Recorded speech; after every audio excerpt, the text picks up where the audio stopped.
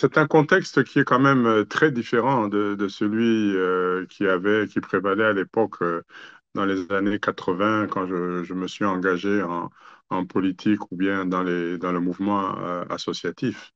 Aujourd'hui, on est face à un régime qui est particulièrement répressif, qui est en fait, au lieu d'avoir une certaine ouverture pour les associations, c'est plutôt la logique inverse qui consiste à les combattre, un régime répressif. Donc, il y a beaucoup plus de risques aujourd'hui, mais il y en a toujours eu, hein, il ne faut pas se faire d'illusions, mais il y a beaucoup plus de risques aujourd'hui et aussi une situation socio-économique qui est extrêmement compliquée où pour survivre au quotidien, pour faire vivre sa famille, cela demande beaucoup d'énergie et tous ces défis, ce sont des défis auxquels la jeunesse est confrontée. Et par conséquent, ça rend les choses un peu plus compliquées. Mais je pense que nous sommes tous conscients que justement cette situation devrait changer. Et pour qu'elle change, il faut que les gens s'engagent. S'engagent en politique, s'engagent dans la défense des droits humains, parce que c'est une société respectueuse des droits humains qui fera que justement les jeunes vont s'épanouir et qu'on va assurer un meilleur avenir pour nos enfants et les leurs. Quelle que soit la difficulté, il faut adopter une démarche positive et une démarche qui va dans le sens d'améliorer la situation. Il faut pas être, comment dirais-je, il faut partir de la situation telle qu'elle est et voir comment progresser.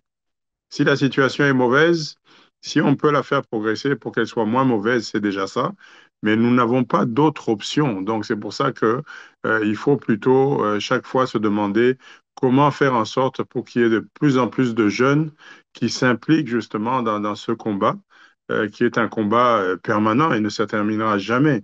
Les problèmes vont changer, les formes vont changer, mais il y aura toujours une lutte incessante pour justement construire un Burundi meilleur. La femme, le rôle, la place de la femme dans la société burundaise traditionnelle est une place, elle est en arrière-plan.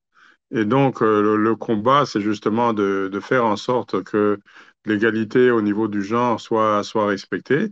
Et c'est un combat dans lequel les femmes sont engagées, mais dans lequel les hommes doivent aussi s'engager. C'est pas une question de rendre ce combat exclusivement. C'est un problème de société et on doit tous se sentir concernés par ce problème. Mais au niveau des femmes, il y a aussi des espoirs, il y a aussi des craintes. Je suis malheureusement déçu. Pendant qu'on luttait pour les 30%, etc., je pense que c'est important d'avoir des pourcentages, mais c'est beaucoup plus important, une fois qu'on arrive à des postes, de savoir ce qu'on fait pour justement améliorer la situation. Aujourd'hui, je donne juste un petit exemple. C'est regrettable de voir qu'il n'y a toujours pas de loi qui essaye de rendre